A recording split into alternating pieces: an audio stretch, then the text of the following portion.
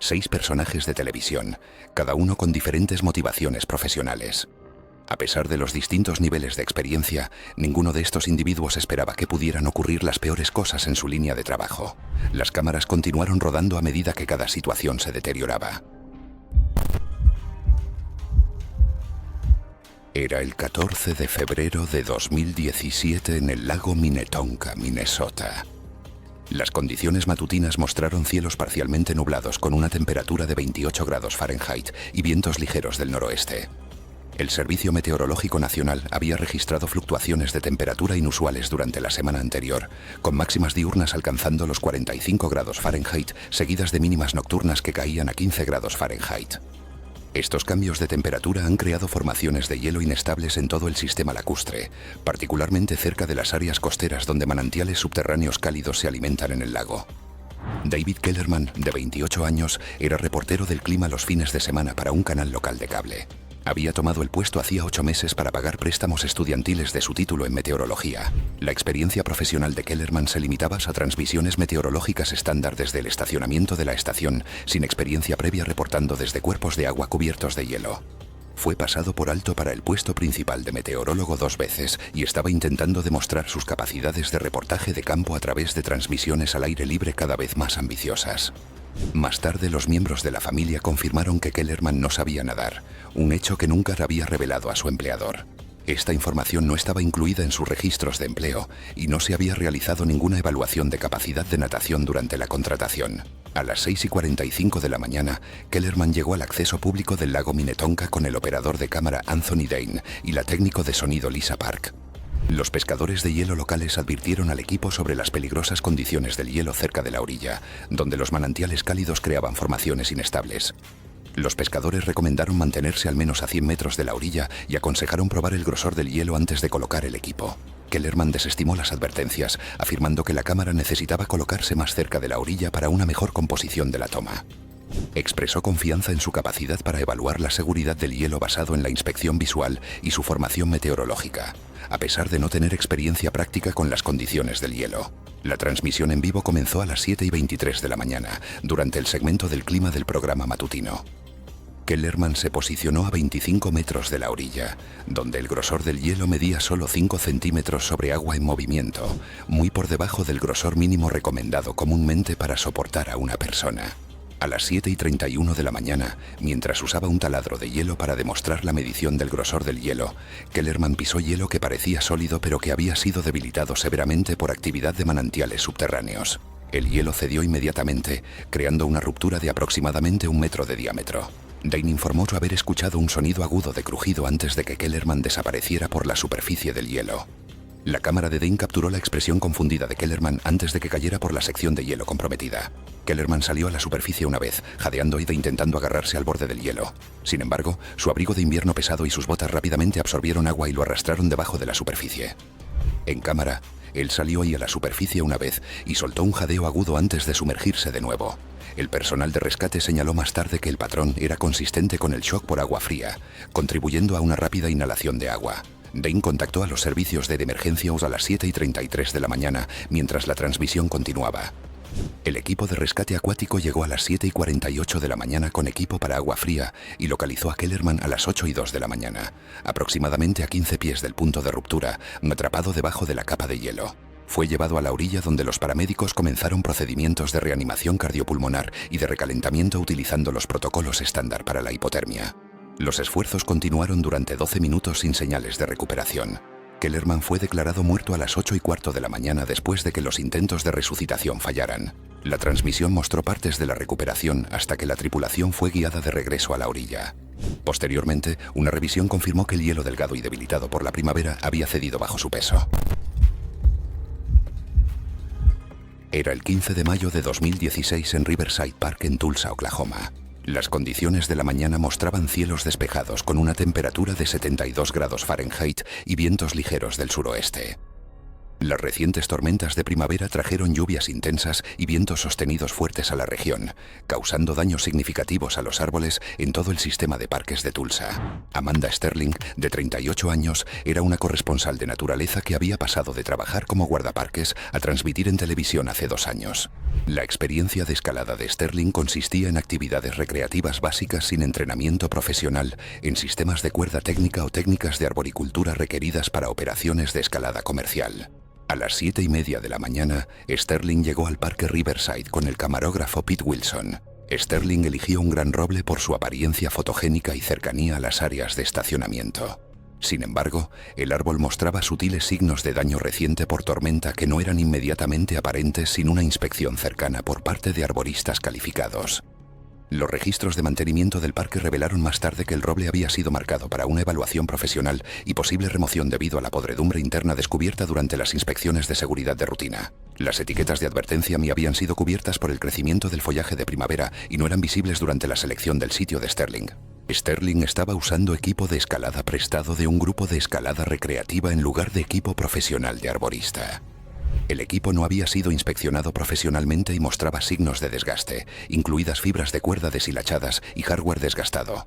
El segmento no tenía un coordinador de seguridad dedicado, y nadie en el pequeño equipo de producción tenía capacitación en la evaluación de riesgos relacionados con la escalada o los árboles. La transmisión en vivo comenzó a las 8:30 de la mañana durante el programa matutino del fin de semana.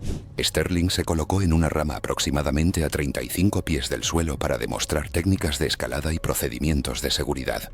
La rama parecía sustancial desde la observación en el suelo, pero se había debilitado significativamente por la descomposición interna y el estrés de la tormenta.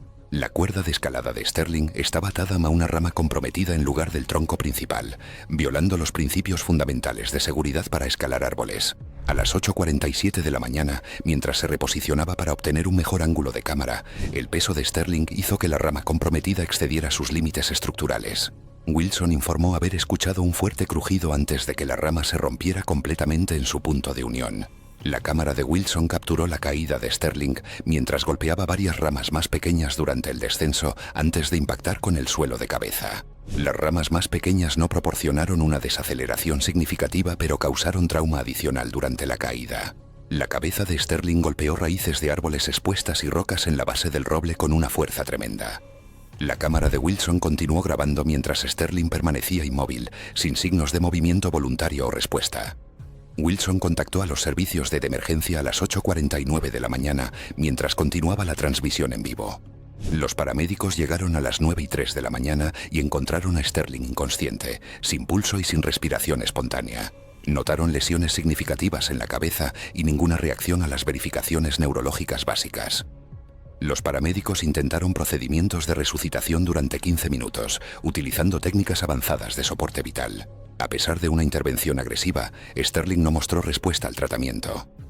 A las 9:18 de la mañana, el personal médico de emergencia declaró muerta a Sterling en el lugar.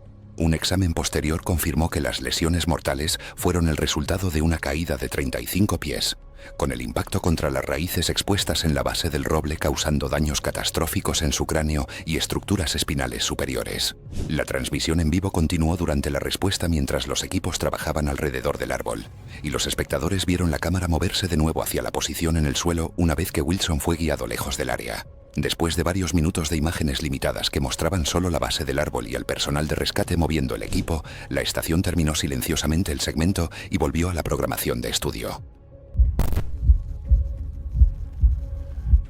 Era el 22 de marzo de 2018 en una escuela secundaria pública de Phoenix, Arizona. Las condiciones matutinas mostraban cielos despejados con una temperatura de 78 grados Fahrenheit y vientos ligeros del sureste. La instalación acuática de la escuela había completado recientemente un trabajo extenso de renovación de la superficie, lo que creó condiciones más resbaladizas que el material de superficie anterior.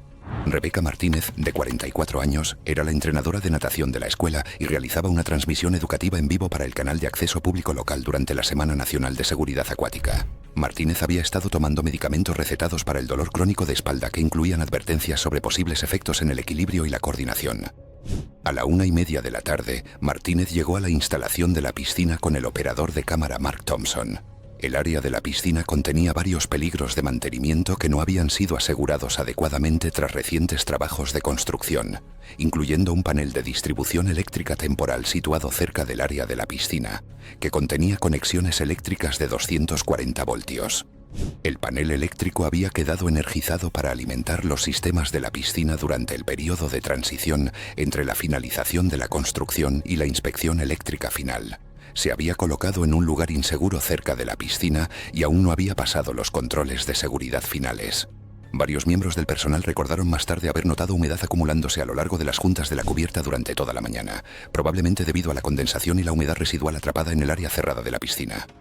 Algunos comentaron que la nueva superficie parecía inusualmente resbaladiza, incluso antes de que comenzara la filmación, pero asumieron que era normal para los revestimientos recién aplicados. La transmisión en vivo comenzó a las 2:15 de la tarde durante el segmento educativo.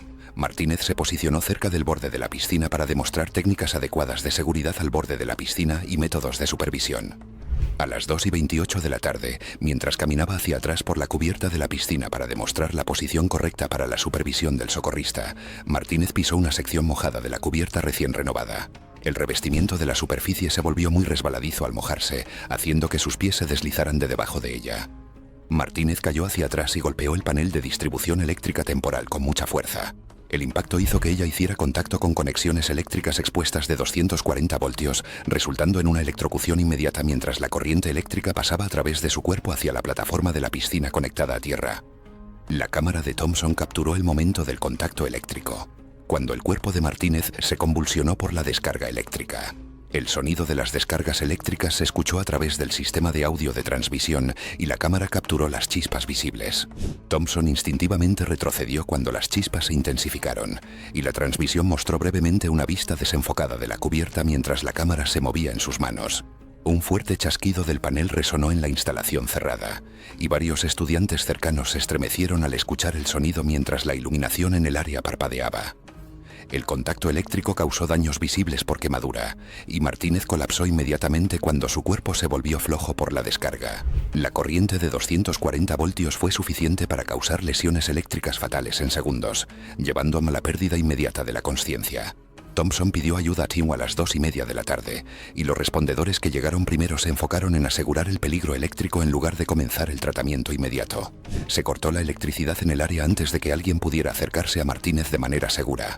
Una vez que se declaró segura la escena, el personal médico verificó signos de vida pero no encontró pulso, respiración ni respuesta ni una evaluación neurológica. El patrón de quemaduras y la ausencia de actividad cardíaca indicaron que probablemente había muerto en cuestión de segundos al contactar los componentes energizados. La transmisión gradualmente cambió de tema.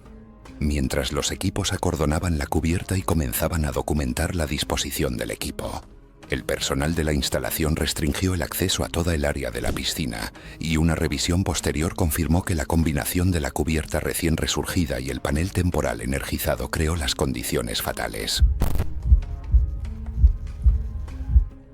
Era el 8 de septiembre de 2015 sobre la Interestatal 405 en Los Ángeles, California. Las condiciones de la tarde mostraban cielos despejados con visibilidad ilimitada, pero con vientos crecientes debido a un sistema meteorológico que se acercaba, con ráfagas alcanzando 25 millas por hora y turbulencia reportada por otras aeronaves. Robert Hayes, de 33 años, era un reportero de tráfico que había hecho la transición desde la aviación comercial después de perder su puesto en la aerolínea debido a la reducción de la industria.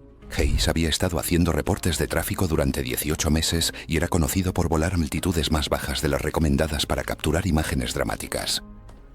A las 5:15 de la tarde, Hayes partió de un aeródromo local en un helicóptero Robinson R-44 para la cobertura rutinaria de la hora pico. La aeronave había estado experimentando luces de advertencia intermitente del motor que Hayes no había reportado al personal de mantenimiento, creyendo que eran indicadores falsos. La transmisión en vivo comenzó a las 5:45 de la tarde durante la cobertura del tráfico en hora punta.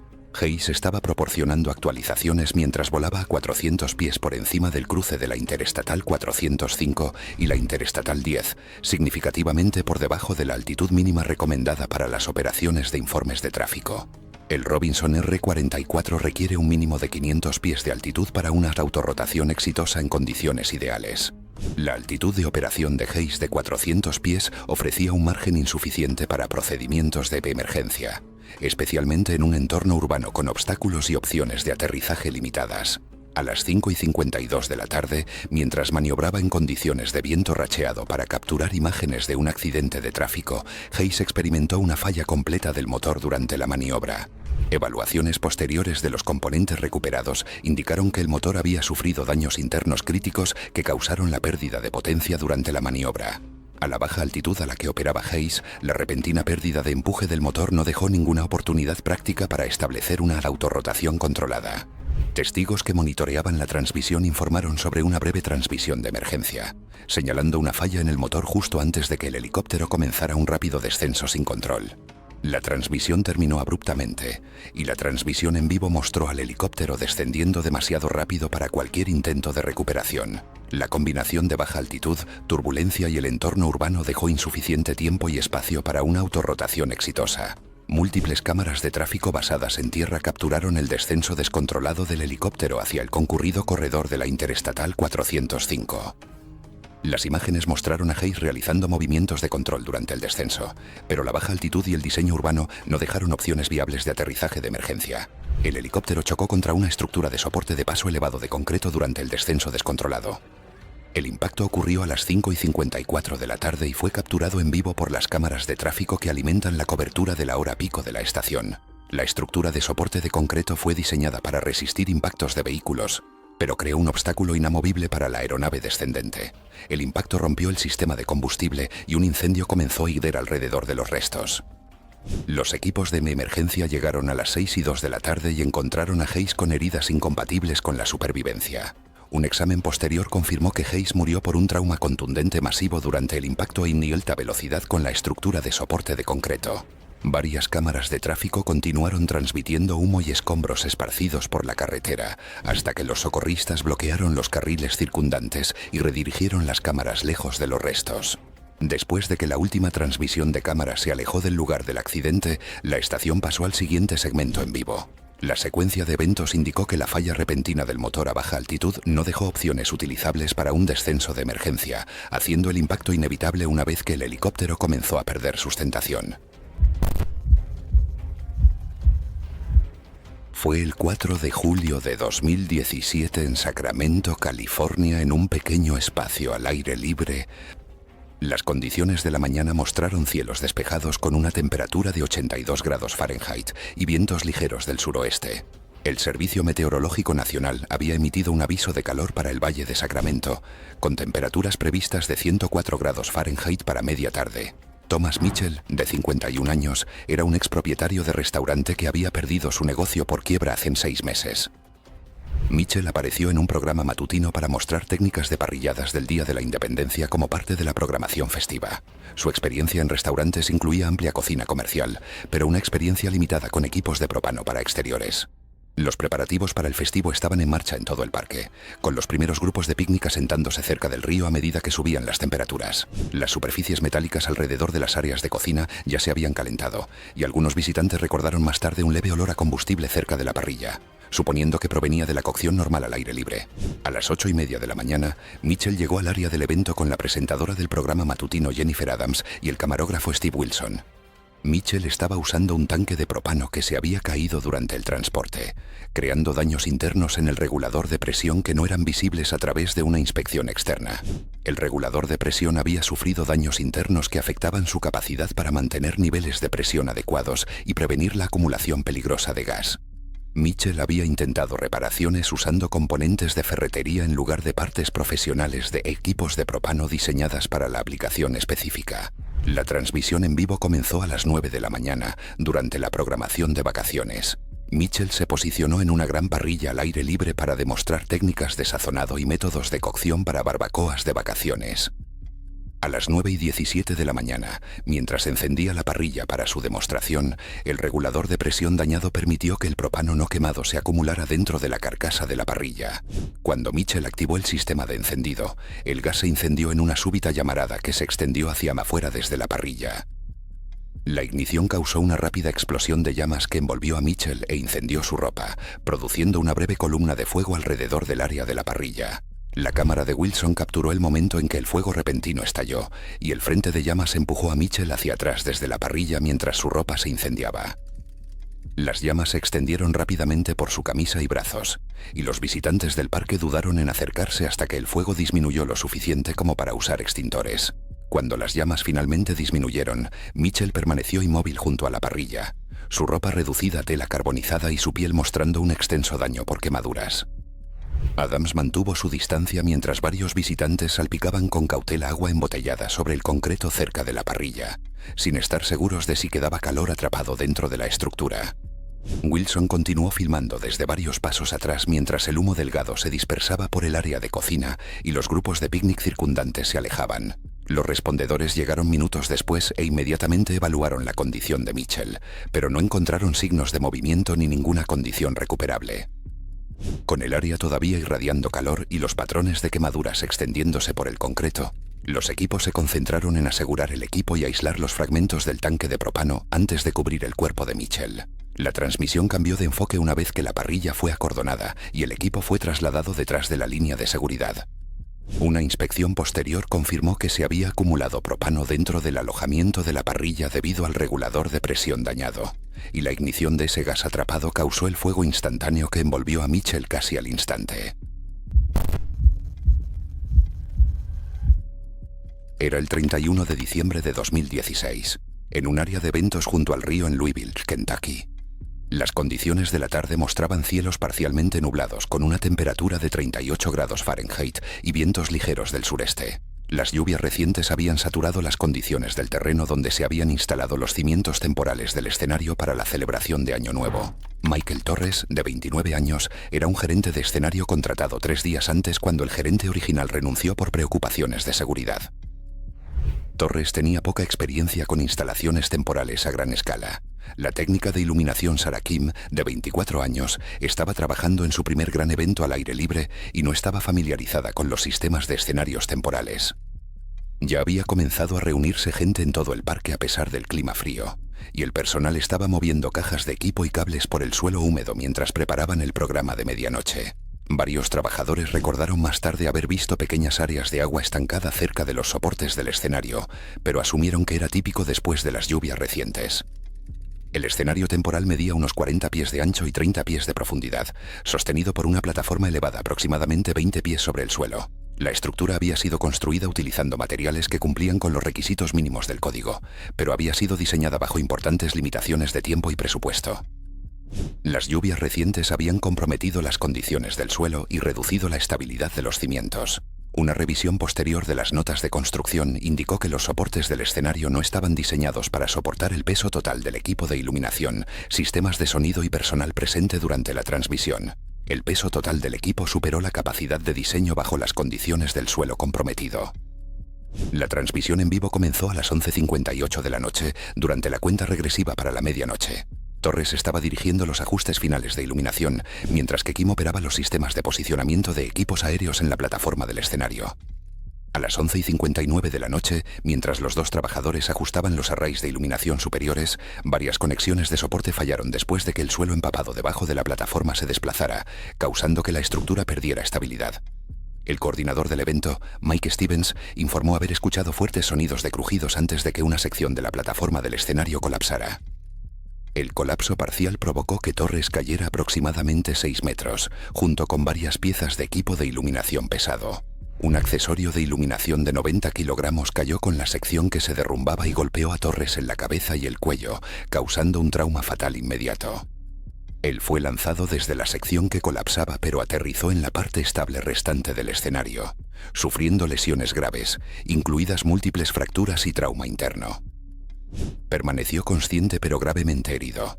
Múltiples cámaras capturaron el colapso tal como ocurrió durante la transmisión en vivo de la cuenta regresiva.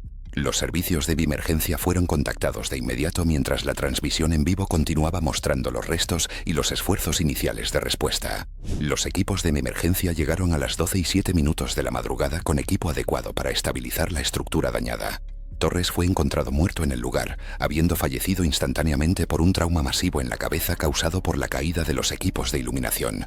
Kim fue extraída del escenario a las 12:25 de la madrugada y transportada a un hospital cercano con heridas que ponían en peligro su vida. A pesar de la cirugía de emergencia, Kim fue declarada muerta a las 12:47 de la madrugada debido a la gravedad de sus lesiones traumáticas.